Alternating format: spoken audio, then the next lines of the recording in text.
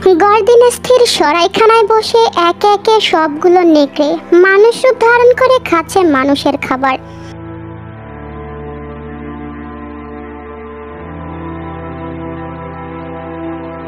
টেবিলের এক কোণে বসে এতক্ষণ পর্যন্ত কথা বলছে স্টেফেন আর সিলডা। সবার খাওয়া শেষ, একে একে সবাই টেবিল ছেড়ে উঠে এদিক ওদিক ছড়িয়ে পড়ল।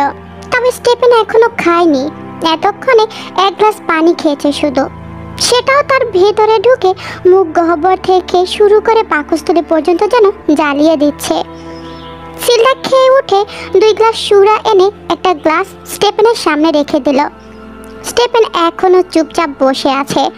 সিলডা সুরা পান করতে করতে বলল, আমি জানি স্টেফেন, এখন আর অন্য কিছু তোমার গলা দিয়ে নামবে না, তবে ভুলে যেও না, এখনো অনেক পথ যেতে হবে আমাদের। নাও, এই সুরাটা খেয়ে নাও। সিলডার কথা স্টেফেন না চাইতেও গ্লাসটা মুখে ধরে এক চুমুকে পুরো সুরাটা গিলে ফেলল। স্টেফেনের এমন কাণ্ড দেখে হাসি পাচ্ছে সিলডার। সে খিলখিলিয়ে হেসে বলল, চিন্তা করো না স্টেফেন, আমি বললাম তো তোমার করা এসব কাজ, এসব কিছু আমি কাউকে বলিনি, বললাম তো তোমায়, তাই তুমি নিশ্চিন্ত থাকো।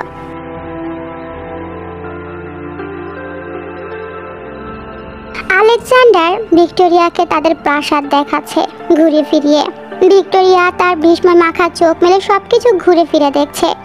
সিঁড়ি বেয়ে নামতে গিয়ে ভিক্টোরিয়ার চোখে পড়ল দেয়ালে দেয়ালে সে যুগের রাজাদের অপূর্ব সব পোর্ট্রেট, সে যুগের নামী শিল্পীদের আঁকা। সেলমীয় রাজবংশের অভিজাত সব রাজা রানী রাজকুমার রাজকুমারীদের পোর্ট্রেটে গিজ গিজ করছে। তার মধ্যে কয়েকটা পোর্ট্রেটের উপর বিশাল সাদা পর্দা ঝুলিয়ে ঢেকে রাখা হয়েছে। ভিক্টোরিয়া সে ঢেকে রাখা পোর্ট্রেটগুলো দেখে আলেকজান্ডারকে জিজ্ঞেস করল, আলেকজান্ডার, ওগুলো ঢেকে রাখা কেন? ও ওগুলো তৈল রঙের চিত্র নয়, এজন্য ধুলো জমে নষ্ট হয়ে যাচ্ছিল, তাই পর্দা টাঙিয়ে দেওয়া হয়েছে। সিঁড়ি বেয়ে নেমে তারা আরেকটা ঘরে এসে দাঁড়ালো। এই ঘরটা বাদ্যযন্ত্রের ঘর। বোধহয় বিগত যুগের রাজ পরিবারের সদস্যরা এই ঘরে বসে সঙ্গীত চর্চা করতেন। পিয়ানোটা খুব সম্ভবত মধ্যযুগ সময়ের। পিয়ানোটা দেখে ভিক্টোরিয়ার চোখ জোড়া ছকছক করে উঠল। ভিক্টোরিয়ার খুব ইচ্ছে করছে ছুটে গিয়ে পিয়ানোটা বাজাতে, কিন্তু সে তো পিয়ানো বাজাতে পারে না ভেবে তার ইচ্ছেটা আবার মেয়েই হয়ে গেল। আলেকজান্ডার ভিক্টোরিয়াকে নিয়ে সে পিয়ানোর সামনে এসে বলল, ভিক্টোরিয়া, পিয়ানো বাজানো শিখবে তুমি? তুমি শিখাবে? অবশ্যই, কেন নয়। পিয়ানোর সামনে গোল টুলে বসে পড়লো আলেকজান্ডার। দক্ষ হাতে দারুণ একটা টিউন বাজাতে শুরু করলো। সেই সুরের মূর্ছনায় নিজে তন্ময় হয়ে গেল আলেকজান্ডার। তন্ময় অবস্থার মধ্যে তার কানে এলো ঘরে ভায়োলিন বাজছে। সে না তাকিয়ে বুঝতে পারলো ভায়োলিনটা আসলে কে বাজাচ্ছে। মন থেকে সব ভয় আতঙ্ক ভুলে গিয়ে আলেকজান্ডারের পিয়ানোর সুরের তালে তালে ভায়োলিনের চমৎকার সুরের ঝংকার তুলছে ভিক্টোরিয়া। ভায়োলিন আর পিয়ানোর মিশ্রণ সুরের মোহে তারা দুজনে কোথায় যেন হারিয়ে গেল। এক পর্যায়ে পিয়ানো সুর থামিয়ে উঠে এলো আলেকজান্ডার। সুর থেমে যেতেই ভিক্টোরিয়াও ভায়োলিনের শেষ টান দিয়ে সুর নামিয়ে দিল। আলেকজান্ডার তখন প্রশংসার সুরে ভিক্টোরিয়াকে বলল, বাহ, ভায়োলিন তো তুমি দারুণ বাজাতে পারো ভিক্টোরিয়া। বাদ্যযন্ত্রের প্রতি তেমন টান ছিল না কখনোই, তবে মায়ের বাজানো সুরে যেন হারিয়ে যেতাম আমি। বাবা সমুদ্রে গেলে প্রায় মায়ের মন খারাপ থাকতো, তখন ভায়োলিনের সুরে নিজের একাকিত্ব মিশিয়ে দিত সে। সেই সুরের টানে ভায়োলিন বাজানো শিখেছিলাম আমি। হঠাৎ বাবা মায়ের স্মৃতি মনে পড়তেই ফ্লোরেন নিশ্চুপ হয়ে গেল। কিভাবে সে একে একে নিজের আপনজনদের হারিয়ে ফেলেছে তা ভাবতে বুকের ভেতরটা মোচড় দিয়ে ওঠে ফ্লোরেনের। হাস্যোজ্জ্বল মুখে হঠাৎ কালো মেঘ জমতে দেখে আলেকজান্ডারের কেমন যেন অস্থির হয়ে উঠল। দ্রুত এগিয়ে সে ফ্লোরেনের হাত থেকে ভায়োলিনটা নামিয়ে রেখে ফ্লোরেনকে আলতো করে জড়িয়ে নিল আলেকজান্ডার। আলেকজান্ডারের হঠাৎ মনে হলো এই কস্তুরীর সুবাসিত সোনালি চুলের রমণীর ছোঁয়ায় তার থেমে থাকা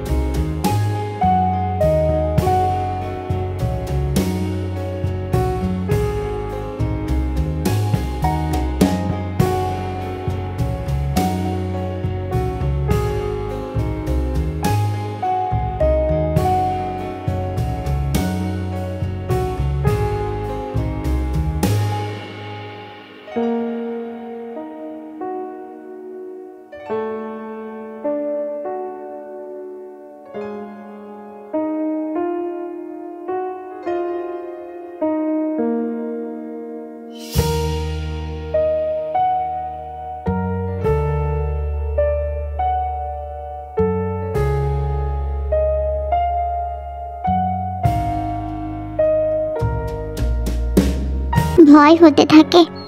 তাদের নিষ্প্রাণ হাসির শব্দ আমার রক্ত হিম করে দেয়। আলেকজান্ডারও তো ওদেরই একজন, অথচ তাকে দেখে আমার ভয় না, বরং তার প্রতি অদ্ভুত আকর্ষণ অনুভব হয় কেন? দূরের অপরূপ দৃশ্যের দিকে চেয়ে ফ্লোরেন্সিয়া নানান কথা ভাবতে ব্যস্ত। হঠাৎ কিছু পড়ে যাওয়ার শব্দে ভিক্টোরিয়া ধ্যান ভাঙলো। শব্দটা তার ঘর থেকে আসছে। ভিক্টোরিয়া দ্রুত পায়ে সিঁড়ি বেয়ে উঠে নিজের ঘরে এসে ঢুকতেই চরম বিস্ময়ে এসে হতবাক হয়ে গেল। বিছানার পাশে যেখানে তার জিনিসপত্র রাখা, সেগুলো উল্টো পাল্টে দেখছে ওলেনা আর রুসলানা। এর চেয়েও আশ্চর্যজনক বিষয়, তারা দুজনে যেন শূন্যে ভাসছে। তাদের কারোর পা মেঝেতে নেই। ওলেনা আর রুসলানার মুখে রক্ত লেগে আছে। রুসলানা আর ওলেনা ফ্লোরেনকে তখনও দেখেনি। ওদেরকে দেখে ফ্লোরেন আনমনে বলে ওঠে, হায় ঈশ্বর, এসব আমি কি দেখছি? হঠাৎ কারোর কথায় প্রায় সাথে সাথে হকচকিয়ে তাকালো ওলেনা আর রুসলানা। তাদের রক্তাভ চোখে তাকাতেই ফ্লোরেন্সিয়ার সারা শরীরে ঝাঁকি দিয়ে উঠল। মুহূর্তে তাদের ঠোঁটের দুপাশ বেয়ে নেমে এলো অজগরের মতো সদন্ত জোড়া। ফ্লোরেনের দিকে তাকিয়ে তারা হিংস্র সাপের মতো হিসিয়ে তেড়ে আসতেই ফ্লোরেনের দম বন্ধ হয়ে যাওয়ার উপক্রম হলো। রুসলানা ফ্লোরেনের কবজি চেপে একবারে ছুঁড়ে মারলো বিছানায়। আছড়ে পড়লো ফ্লোরেন। ওলেনা তার মাথার কাছে উঠে এসে একটা শয়তানি হাসি দিয়ে বলল, বেচারি ভিক্টোরিয়া, ভেবেছিলাম তোমাকে বেট হিসেবে ড্রাকুলা ক্যাসেলে পাঠাবো, কিন্তু তুমি দেখছি নিজেই আমাদের শিকার হতে চলে এসেছো। ঘটনার আকস্মিকতায় হতভম্ব হয়ে গেল ফ্লোরেন। এরা কি বলছে? কিসের বেট? আমাকে কোথায় পাঠাবে? কিছুই তো বুঝতে পারছি না আমি। কিন্তু এরা যে এখনই আমার উপর হামলে পড়বে তা বুঝতে আমার যে আর বাকি নেই। ওলেনা আর রুসলানার ভয়ঙ্কর চেহারা দেখে কিসের সাথে এদের তুলনা দেবে তা মাথা আসছে না ফ্লোরেনের। এরা রাক্ষসী, সাপ, নাকি কোনো পিচাসিনী? রুসলানাও ওলেনার সাথে যোগ দিয়ে বলল, আজ তো সব জীবনী শক্তি আমরা মন ভরে চুষে নেব ভিক্টোরিয়া। ভিক্টোরিয়ার মাথা ঘুরাচ্ছে খুব, ভীষণ ঘুম পাচ্ছে তার। ভিক্টোরিয়া ভাবছে, এমন ভয়ানক অবস্থায় আমার ঘুম পাচ্ছে কিভাবে? নাকি এই আচ্ছন্ন ভাবটাও এদেরই কোনো কারসাজি? ওলেনা ফ্লোরেনের চুলগুলো ঘাড় থেকে সরিয়ে নিজের দিকে মুষ্টি টেনে ধরতেই রুসলানা দু হাতে ফ্লোরেনের গলা চেপে ধরলো। প্রায় সাথে সাথেই কামানের গোলার মতো করে রুসলানা উড়ে গিয়ে ছিটকে পড়লো ঘরের দেয়ালে। সেই সাথে ভয়ানক অপার্থিব চিৎকার দিয়ে উঠল পিচাসিনীটা। তার হাত জোড়ার তালুর চামড়া পুড়ে ভেতরে সাদা মাংস দেখা যাচ্ছে। রুসলানার এমন আচরণে ওলেনা বেশ অবাক হয়ে গেছে। সেই কৌতূহলী হয়ে ফ্লোরেনের দিকে তাকাতেই দেখলো ফ্লোরেনের গলায় একটা ক্রাস্ট লকেট ঝুলানো। ক্রুশ দেখে ওলেনাও তাকে ছেড়ে দিয়ে বিছানা থেকে নেমে গেল। ফ্লোরেন অনুভব করলো ধীরে ধীরে তার আচ্ছন্ন ভাবটা কেটে যাচ্ছে। ঘরের মেঝেতে বসে এখনো কোক্কাচ্ছে রুসলানা। ফ্লোরেন বিছানা থেকে উঠে গলায় গরম কিছু অনুভব করতে হাত দিয়ে দেখলো তার ক্রাস্ট লকেটটা ভীষণ গরম হয়ে আছে। রূপোর শীতল ক্রুশ এমন গরম হলো কিভাবে তা বোঝা মাত্রই ফ্লোরেন ক্রুশটা রুসলানার দিকে উঁচিয়ে ধরে ল্যাটিন ভাষায় পড়তে লাগলো। Our Father who art in heaven, hallowed be the name. Our Father who art in heaven, hallowed be the name. The kingdom come, the will be done on earth as it is in heaven. On earth as it is in heaven. Our Father who art in heaven, hallowed be the name. The kingdom come, the will be done on earth as it is in heaven.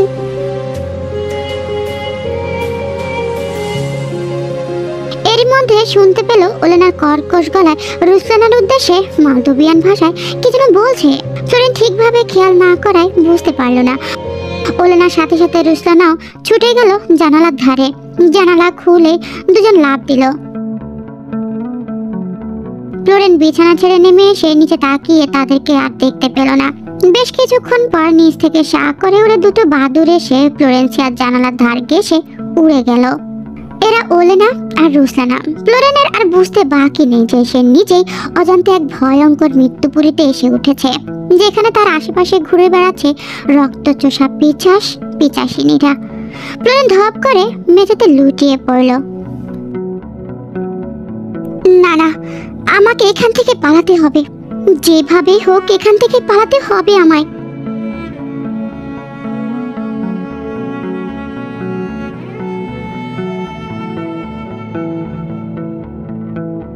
ভোর নামার আগে বিল্ডারে এসে পৌঁছেছে নেকড়ের পাল। দুর্গ থেকে দূরে গহীন জঙ্গলে ঘাঁটি গেড়ে নজর রাখছে চারিপাশে।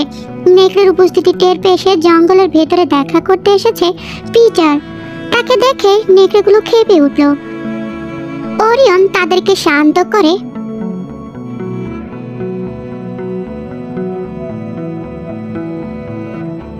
পিটারকে বলল, ড্যাটসিয়াক পরিবারে বিবাহের প্রস্তাব পাঠানোর ব্যাপারে আমাদেরকে আগে জানাওনি কেন?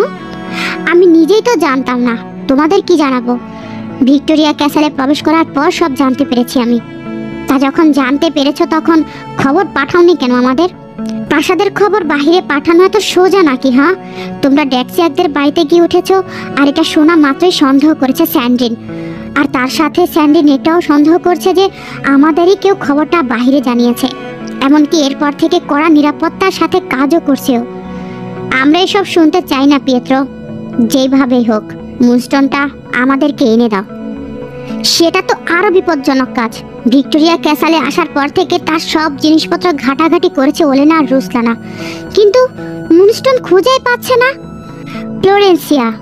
মুনস্টোনটা ফ্লোরেন্সিয়া নিজের সাথেই রেখেছে। আগে ওকে ক্যাসেল থেকে বের করে আনতে হবে।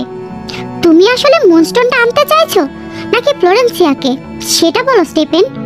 মুনস্টোনটা ফ্লোরেন্সিয়া নিশ্চয়ই নিজের কাছে রেখেছে, নয়তো ওরা এতদিনে ঠিকই খুঁজে পেত। হতে পারে, কিন্তু ফ্লোরেন্সিয়াকে ক্যাসেল থেকে বের করে আনবে কে? পিটার দেখলো সবাই ধীরে ধীরে তার দিকে তাকাচ্ছে, যার অর্থ তাকেই ফ্লোরেন্সিয়াকে ক্যাসেল থেকে বের করে আনতে হবে। পিটার তখন বিস্ফোরিত চোখে তাকিয়ে বলল, অসম্ভব! স্যান্ড্রিন আমাকে ছাড়বে না। স্যান্ড্রিন টের পেলে আমাকে আস্ত রাখবে না। স্যান্ড্রিনকে এত ভয় পেলে নিজের হাতে হত্যা করবে কিভাবে পিটার? দেখো, তোমরা যাই বলো না কেন, আমি এই কাজ কিছুতেই করতে পারবো না। তবে হ্যাঁ, আমি তোমাদেরকে ক্যাসেলের প্রবেশ পথ দেখিয়ে দিতে পারি। পাগল নাকি? ক্যাসেলে নেকড়ে ঢুকবে আর নসফেরাতুরা টের পাবে না? হ্যাঁ, অবশ্যই পাবে। সেজন্য তোমরা তখন যাবে যখন নসফেরাতুরা বিশ্রাম অবস্থায় থাকে।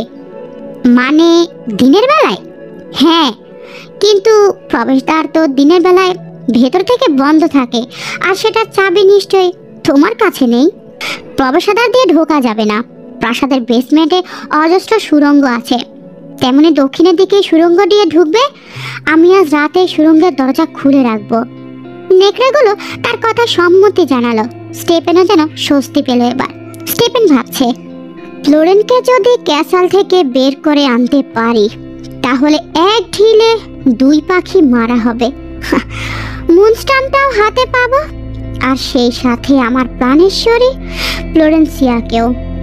কিন্তু আনাস্থা এখানে কেন? জিজ্ঞেস করলো পিটার। স্টেপেনের সেদিকে হুঁশ নেই। ওরিয়ন তখন পিটারের দৃষ্টি অনুসরণ করে গুহার দিকে তাকালো। গুহার দেয়ালে হেলান দিয়ে বসে আছে আনাস্থা। তার শূন্য দৃষ্টি আবদ্ধ হয়ে আছে দূরে কোথাও। পরনে মলিন পোশাক, এলোমেলো চুল, আর সারা শরীরে কাটা ছেঁড়ার ক্ষত। সেও এখন আমাদের একজন। পিটার প্রতি উত্তরে কিছু না বলে চলে গেল জঙ্গল থেকে। ওরিয়ন ভাবতে লাগলো গত রাতে সরাইখানার ঘটনার কথা। গত রাতে আনাস্তা যখন সরাইখানায় বসে খাবার খাচ্ছিল তখন হঠাৎই ওরিয়নকে সামনে দেখে ওরিয়নকে চিনতে না পারলেও আনাস্তার বুঝতে বাকি ছিল না যে সে নেকড়েদের একজন। আনাস্তা খাওয়া ফেলে পালানোর চেষ্টা করলো, কিন্তু ভয়ে আতঙ্কে সে সরাইখানার ভেতরে দাদুর কামরায় না গিয়ে ছুটলো বাহিরে। সরাইখানার বাহিরে বেরিয়ে দিক ব্যাদিক জ্ঞান হারিয়ে ছুটতে লাগলো আনাস্তা। ছুটতে ছুটতে এক পর্যায়ে কারোর সাথে ধাক্কা খেয়ে উল্টে পড়লো রাস্তায়। আনাস্থা কোনো রকমে উঠে দাঁড়ালো, আর সামনে তাকাতেই দেখলো স্টেপেন কুড়ো দৃষ্টিতে তাকিয়ে আছে তার দিকে। আনাস্থার মনে হলো যেন স্টেপেনকে না, সে কোনো মৃত্যুর দূতকে দেখছে। তাই সাথে সাথে ওরিয়ন এসে তার হাতের কবজি চেপে ধরে টেনে দাঁড় করালো।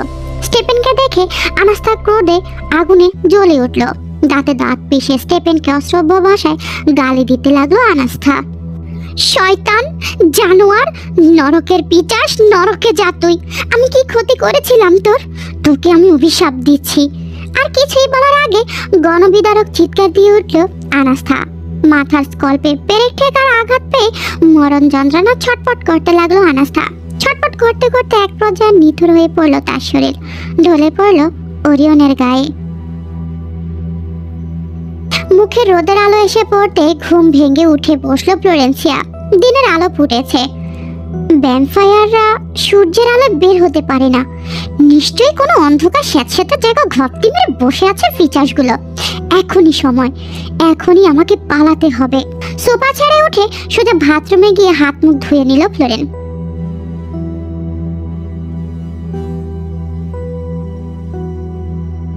একটা এক পাশ ঝুলানো ব্যাগে পয়সা করে নিয়ে ঘর থেকে বেরিয়ে এলো সে। ফ্লোরেন চোরের মতো প্রাসাদের আনাচে কানাচে উকি মারতে মারতে চত্বরে এসে দাঁড়ালো। দরজা জানলা সব বন্ধ। দরজার ছিটকিনি ধরে টান মারলো, কিন্তু খুললো না। এবার কি করব আমি? প্রাসাদ থেকে তো বেরোবার আর কোনো রাস্তা নেই। ফ্লোরেন পাগলের মতো সারা প্রাসাদে দৌড়াতে লাগলো, কোথাও যদি বেরোবার একটা পথ খুঁজে পাওয়া যায়। কিন্তু না, ঘন্টা খানেক ধরে ছোটাছুটি করেও বেরোনোর কোনো পথ না পেয়ে হতাশায় মুষড়ে পড়ল ফ্লোরেন্সিয়া। ক্লান্ত শ্রান্ত হয়ে বৈঠকখানায় এসে বসতে মনে হলো কতগুলো পায়ের শব্দ বৈঠকখানার দিকে এগিয়ে আসছে। ওরা কারা কারা আসছে? ওই পিচাসগুলো না তো? কিন্তু কিভাবে? এখন তো চারদিকে দিনের আলো ঝলঝল করছে, আর সূর্যের আলোতে ভ্যাম্পায়াররা বাইরে বের হতে পারে না ভেবে ফ্লোরেন্সিয়া এক লাফে সোফা ছেড়ে উঠে ছুটে গেল সিঁড়ির দিকে। দ্রুত পায়ে সিঁড়ি বেয়ে উঠে উপরের সিঁড়ির দিকে নিচের দিকে তাকিয়ে রইল। পায়ের শব্দগুলো ধীরে ধীরে এগিয়ে এসে বৈঠকের ঘরে থামলো। উপর থেকে তৃষ্ণ দৃষ্টিতে তাকিয়ে আছে ফ্লোরেন। খেয়াল করলো বেশ কয়েকজন মহিলা পুরুষ এদিকে ওদিকে গিয়ে উকি ঝুঁকি মারছে। এরা কারা? কাদের খুঁজতে এসেছে এরা?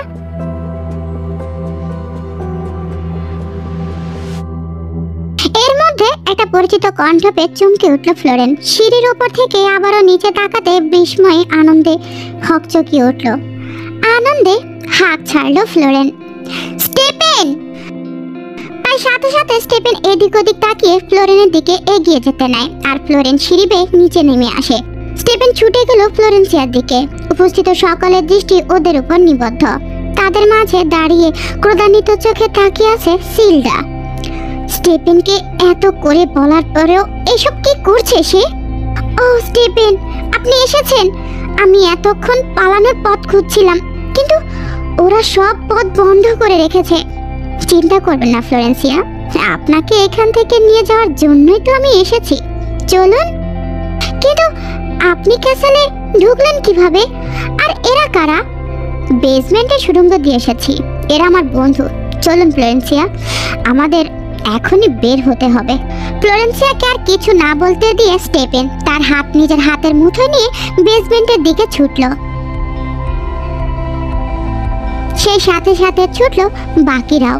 সকলের মনে আবারও আশার প্রদীপ জ্বলে উঠল। বেসমেন্টে ঢুকে দক্ষিণের দিকে সুড়ঙ্গের দিকে চলতে চলতে দেখলো সুড়ঙ্গের মুখে একদল জিপসি দাঁড়িয়ে আছে। মুহূর্তে চাপা উত্তেজনা ছেয়ে গেছে সবার মাঝে। জিপসিগুলো এখানে কি করছে? 7-5 ভাবতে ভাবতে ছুটতে লাগলো সবাই। এই তো আর কয়েক ধাপ এগোলেই ক্যাসেল থেকে বেরিয়ে যাবে তারা। স্টেপেনের দলগুলো বেসমেন্ট থেকে বের হওয়ার আগেই জিপসিগুলো উপর থেকে বিশাল পাথর ফেলে সুড়ঙ্গের পথের মুখ আটকে দিল। সাথে সাথে গুটগুটে অন্ধকারে ডুবে গেল সুড়ঙ্গের ভেতরটা। বাকিদের হাই হুতাশা চেঁচামেচির আওয়াজ শোনা যাচ্ছে। ফ্লোরেন ভয় পেয়ে স্টেপেনের হাত খামচে ধরলো আর বলল, এবার কি হবে স্টেপেন? ওরা কি আমাদেরকে বন্দি করে ফেলেছে? সুড়ঙ্গের পথ দিয়ে স্টেপেনরা আবারও প্রাসাদের ভেতরে এগিয়ে যাচ্ছে। ফ্লোরেনকে ভয় পেতে দেখে সে আশ্বাস দিয়ে বলল, ভয় পেও না ফ্লোরেন্সিয়া, আমি আছি তো তোমার সাথে। আমি তোমাকে মৃত্যুপুরী থেকে যেভাবেই হোক বের করে নিয়ে যাব। বৈঠকখানায় বসে আছে ক্যাথি, স্টেপেন, ফ্লোরেন আর সিলডা। বেলা গড়িয়ে দুপুর নেমেছে। বাকি সঙ্গীদের নিয়ে বের হওয়ার জন্য রাস্তা খুঁজতে পুরো ক্যাচাল চড়ে বেড়াচ্ছে ওরিয়ন। ক্যাথি উঠে পায়চারি করতে করতে অন্য ঘরগুলো ঘুরে ফিরে দেখছে। স্টেপেনের এক হাত ধরে সোফায় বসে আছে ফ্লোরেন। সিলডা তাদের মুখোমুখি একটা সোফায় বসে আছে। স্টেপেন বুঝতে পারছে সিলটা মনে মনে ভীষণ রেগে যাচ্ছে, কিন্তু তার কিছু করার নেই। ফ্লোরেনের ভীত সন্তুষ্ট অসহায় মুখখানা দেখে ভীষণ মায়া হচ্ছে স্টেফেনের। সিলটা এক পর্যায়ে নড়ে চড়ে বসে ফ্লোরেনকে উদ্দেশ্য করে বলল, ফ্লোরেন, আমি বুঝতে পারছি এই মুহূর্তে তুমি ভীষণ আতঙ্কে ভুগছ, কিন্তু কথাটা না বললেই নয়।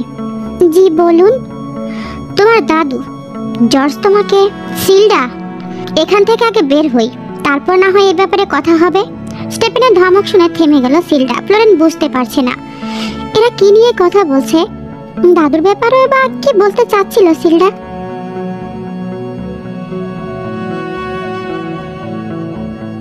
কিন্তু স্টেফেন বা সিলডা কেউই তো একটু শব্দটিও করছে না। বিকেলের আলো ফুরিয়ে আসতে বেশি দেরি নেই। সূর্য ইতিমধ্যে পশ্চিম আকাশে হেলে পড়েছে। দুর্গের ছাদ থেকে ওরিয়ন বিশাল এক রশি ফেলে দিয়েছে পাশের ঘন জঙ্গলের দিকে, কিন্তু রশিটি নিচ অব্দি যায়নি। 3 ভাগ উচ্চতার 2.5 ভাগ পর্যন্ত রশি নেমেছে, বাকিটুকু লাফ দিয়ে নামতে হবে, যা মোটামুটি বিপজ্জনক বলা চলে। বড় কোনো আঘাত না পেলেও হাত পা মচড়ে যাবে এটা নিশ্চিত। ওদিকে সন্ধ্যা নামতে চলেছে। যেভাবেই হোক এই মুহূর্তে প্রাসাদ দুর্গ ছেড়ে পালাতে হবে। ওরিয়ন তার সঙ্গীদের ছাদে রেখে বাকিদের ডাকার জন্য নিচে নেমে এলো। বসে থাকতে থাকতে সোফাতে হেলান দিয়ে ঘুমিয়ে পড়েছে ফ্লোরেন। ওরিয়ন হন্তদন্ত হয়ে এসে বলল, স্টেফেন, বেরোবার ব্যবস্থা হয়েছে, চলো এখনই সবাইকে বের হতে হবে। ক্যাথি আর সিলডা দ্রুত ছাদের দিকে ছুটল। স্টেফেন ডাকছে ফ্লোরেনকে, কিন্তু ফ্লোরেনের কিছুতেই ঘুম ভাঙছে না, যেন এক গভীর ঘুমে আচ্ছন্ন হয়ে পড়েছে সে।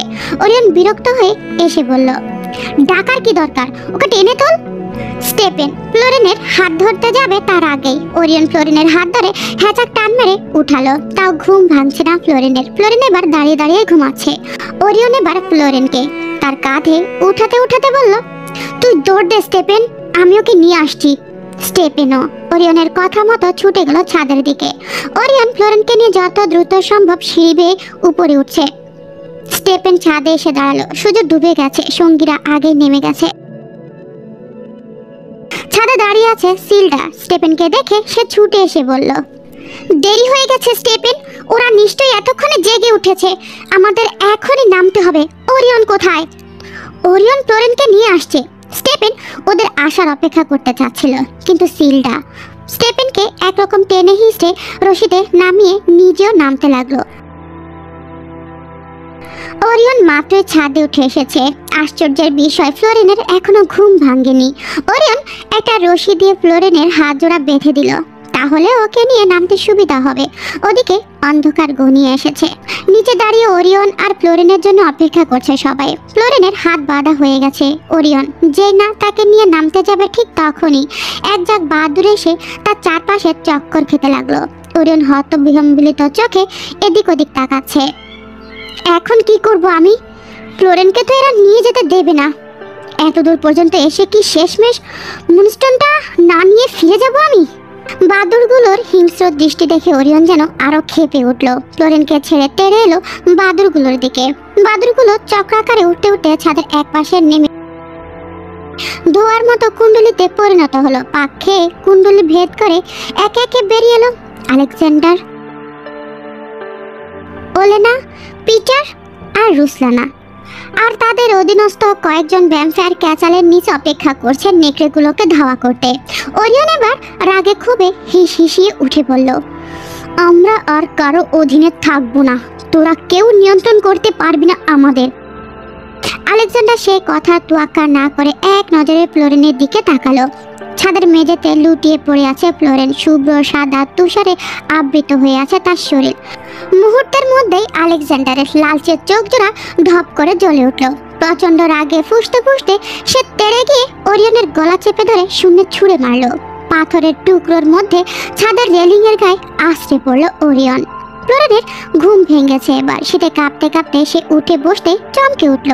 ছাদের মতো কোথাও বসে আছে সে। তার হাত থেকে কয়েক দূরত্ব দাঁড়িয়ে আছে পিটার, ওলেনা, আলেকজান্ডার আর রুসলানা। তাদের দৃষ্টি অনুসরণ করে ফ্লোরেন রেলিং এর দিকে তাকিয়ে দেখলো একটা ছেলে রেলিং ধরে উঠে দাঁড়াতে চেষ্টা করছে। এটা আবার কে? চেনার চেষ্টা করছে ফ্লোরেন। রোলিং ধরে উঠে দাঁড়াতে চাঁদের আলোয় স্পষ্ট তার মুখখানা দেখতে পেল ফ্লোরেন। এটা দেখে ফ্লোরেনের মুখ দিয়ে অস্পষ্ট স্বরে বেরিয়ে এলো, ওরিয়ন। মুহূর্তের মধ্যে ফ্লোরেনের সব মনে পড়ে গেল। ক্যাসেল থেকে পালানোর চেষ্টা করেছিল সে। পরে যখন কোনো পথ না পেয়ে হতাশ হয়ে পড়ল, তখনই স্টেফেন তার বন্ধুদের নিয়ে তাকে উদ্ধার করতে এসেছিল। কিন্তু তারপর কি হয়েছে, আর ফ্লোরেনই বা এখানে কিভাবে এলো? এসব ভাবতে লাগলো ফ্লোরেন। ফ্লোরেনের আকাশ পাতাল ভাবনা ছেদ ঘটিয়ে ওরিয়ন চাঁদের দিকে তাকিয়ে চিৎকার করে উঠল। ধীরে ধীরে সে চিৎকারের রূপ নিল জঙ্গলি পশুর গর্জনে। ভয়ানক হাউলিং শুনে রক্ত হিম হয়ে এলো ফ্লোরেনের। ফ্লোরেন যেন নিজের চোখে বিশ্বাস করাতে পারছে না যে তার চোখের সামনেই ওরিয়ন। তার মানবীয় শরীরটা মুচড়াতে মুচড়াতে কুচকুচে কালো রঙের এক মায়া নেকড়েতে পরিণত হলো। তার মানবীয় শরীর ঢেকে গেল কালো রঙের লোমশ চামড়ায়। বাদামি চোখ জোড়া জ্বলে উঠল সবুজ আলো। মুখে ছোট ছোট ক্যানাইন দাঁত জোড়ায় পরিণত হলো ছুরির ন্যায় ফলার মতো। ওরিয়ন ক্রোধান্বিত চোখে একবার আশেপাশে তাকিয়ে বিশাল বিশাল ধাপ ফেলে এক ছুটে ক্যাসেলের ছাদ থেকে লাফিয়ে নেমে গেল জঙ্গলের ভেতর। ওরিয়ন চলে যেতে সবাই খেয়াল করলো ফ্লোরেনের ঘুম ভেঙেছে। তুষারের ছাওয়ায় ছাদের মেঝেতে বসে আতঙ্কে ভয়ে কেঁপে কেঁপে উঠছে ফ্লোরেন। তার সাথে এসব কি হচ্ছে সে কিছুই বুঝতে পারছে না। তার চিন্তা শক্তি লোপ পাচ্ছে বোধ হয়। আলেকজান্ডার একটা নিঃশ্বাস ফেলে ওলেনা আর রুসলানাকে ইশারায় বলল, রুসলানা, ওলেনা, ভিক্টোরিয়াকে তার ঘরে নিয়ে যাও। তারা আলেকজান্ডারের কথা মতো ফ্লোরেনকে ধরে উঠাতে গেলেই ভয়ে চিৎকার করে ওঠে ফ্লোরেন। হতবিহ্বলিত চোখে তাকিয়ে বলে, আমাকে ছেড়ে দাও, আমি কিছু করিনি, ঈশ্বরের দোহাই লাগে আমাকে ছেড়ে দাও। চেঁচামেচি শুনে রুসলানার মেজাজ বিগড়ে গেল। সে তেড়ে এসে ফ্লোরেনের গলা টিপে ধরে বলল, চুপচাপ চল, নয়তো এখানে তোর ইহকালের সমাপ্তি ঘটিয়ে দেব। ফ্লোরেনের নরম গালে রুসলানার ছুরির ফলার মতো ধারালো নখ গেঁথে গিয়ে চামড়া ছিঁড়ে যাচ্ছে।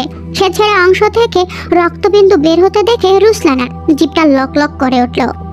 ঠোঁটের দুপাশ বেয়ে নেমে এলো শুভ্র সাদা সদন্ত জোড়া। ফ্লোরেনের মনে হলো একটা গোখরো সাপ তাকে আস্ত গিলে খাওয়ার জন্য বিশাল হা বের করেছে। রুসলানা যেই না ফ্লোরেনের ঘাড়ের কাছে মুখ নামিয়ে নেবে, ঠিক তখনই আলেকজান্ডার ঝড়ের বেগে ছুটে এসে তার গলার পেছন থেকে চেপে ধরে টেনে নিয়ে যেতে লাগলো।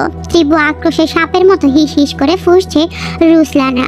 ক্রোধে ভয়ঙ্কর হয়ে উঠেছে আলেকজান্ডারের চেহারা। দুটো জ্বলন্ত রবির মতো লাগছে তার চোখ দুটো। আলেকজান্ডারের চেহারা ফ্লোরেন জীবনও ভুলবে না। ফ্লোরেনের কাছ থেকে রুসলানাকে সরিয়ে নিয়ে ছাদের পাথরে মেঝেতে ছুঁড়ে ফেলে দিল আলেকজান্ডার, ঠিক যেন একটা বাচ্চা ছুঁড়ে ফেলল তার খেলনার পুতুল। রুসলানার দিকে চেয়ে হিংস্রের মতো হুঙ্কার দিয়ে উঠল আলেকজান্ডার, শয়তান পিচাসিনী, সেদিন থেকে বলেছিলাম না যে ও আমার, ওর ধারে কাছেও কেউ যাবে না, কথা কানে যায় না। ফের যদি আমার আদেশ অমান্য করেছিস তো সারা জীবন মাথা নিচু করিয়ে ওই পাহাড়ের চূড়ায় ঝুলিয়ে রাখবো তোকে। এখন যা, ভাগ এখান থেকে।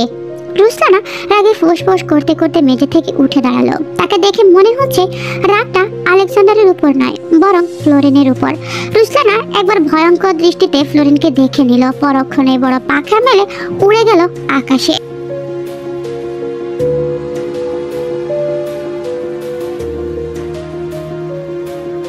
ফায়ারপ্লেসের সামনে দাঁড়িয়ে আছে ফ্লোরেন। কিছুক্ষণ আগেই ওলেনা তাকে ঘরে ঢুকিয়ে বাইরে থেকে দরজা বন্ধ করে দিয়ে গেছে। ঘর থেকে তার জিনিসপত্রগুলো সরিয়ে ফেলা হয়েছে, শুধু বাইবেল বাদে। ফায়ারপ্লেসের গনগনে আগুনের দিকে তাকিয়ে দেয়ালে সে পোর্ট্রেটগুলোর কথা ভাবতে লাগলো ফ্লোরেন। ছাদ থেকে নামার সময় দেয়ালে সে ঢেকে রাখা পোর্ট্রেটগুলো আজ দেখতে পেয়েছিলাম। দেখে আমার আত্মা বেরিয়ে যাওয়ার উপক্রম হয়েছিল প্রায়।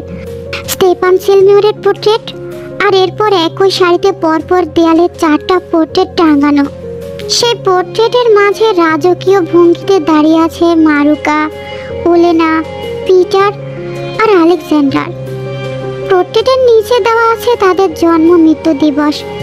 আমার যেন বিশ্বাসই হচ্ছে না যে মানুষটাকে আমি মনের অজান্তে ভালোবাসতে শুরু করেছি সে নাকি 400 বছর আগে মৃত্যুবরণ করেছে। যদিও সে পৃথিবী ত্যাগ করেনি, ভ্যাম্পায়ার হয়ে নরপিচাসদের মতো টিকে আছে শত শত বছর ধরে।